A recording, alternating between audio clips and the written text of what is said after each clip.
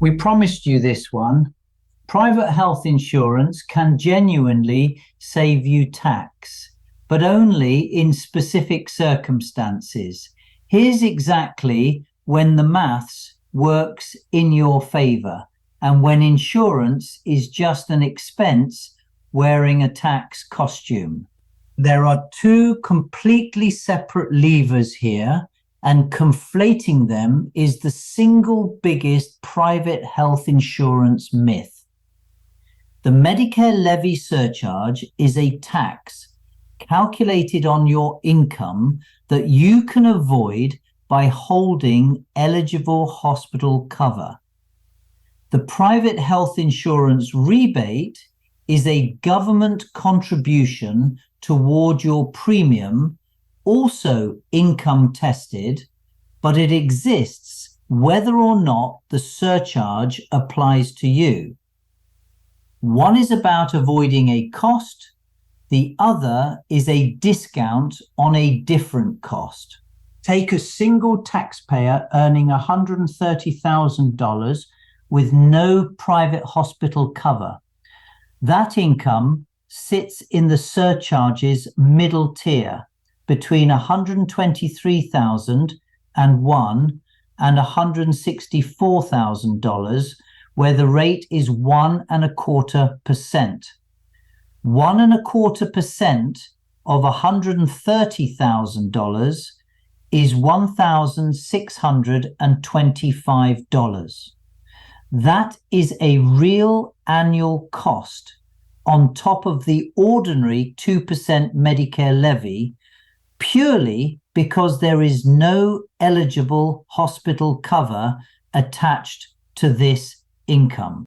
Now, the same $130,000 income, but this taxpayer holds an eligible private hospital policy for the full year. The surcharge test is satisfied. That $1,625 simply does not apply. Not reduced, not discounted, removed entirely from the tax calculation. This is the actual tax saving mechanism, not a deduction, not an offset on the premium itself, but an entire charge that never gets triggered in the first place. Cover is not free, and this is where people stop the maths too early. Say a basic hospital policy costs around $1,100 a year. A real premium varies by insurer, state, and level of cover, so treat this as illustrative only. At $130,000 income, this taxpayer sits in the rebate's middle tier 2, worth just over 8%.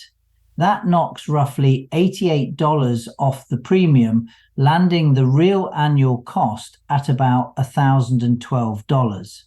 Put the two numbers next to each other. Surcharge avoided, $1,625. Net premium after rebate, about $1,012. That taxpayer is roughly $613 a year better off holding cover than not, purely on the tax and rebate maths, before counting anything the policy actually pays out for. If that comparison surprised you, the like genuinely helps this reach people about to make the same decision blind. The rebate itself is not a flat number. It shrinks as income rises and depends on your age. Under 65, it runs from just over 24% at the base tier, down through 16 and 8% to zero once single income passes $164,000. Older policyholders get a slightly higher percentage at every tier. The higher you earn, the smaller the government's contribution to your premium. Offset or redraw isn't the debate here. Age band is. Which one are you actually in?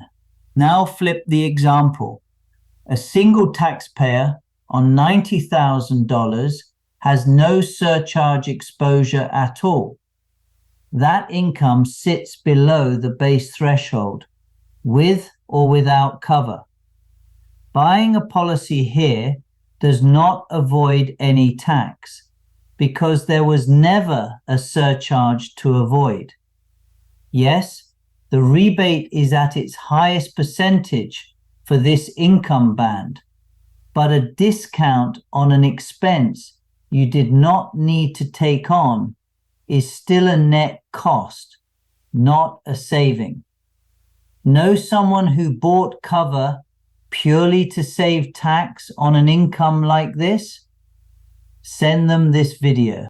One more mechanism, and it has nothing to do with tax at all.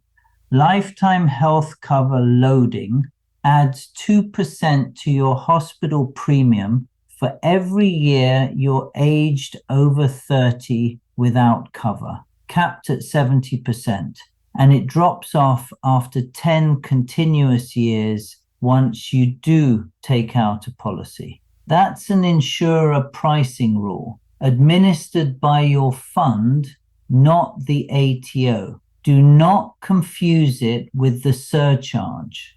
It is a real cost, just not a tax one. So, does private health insurance actually save you tax?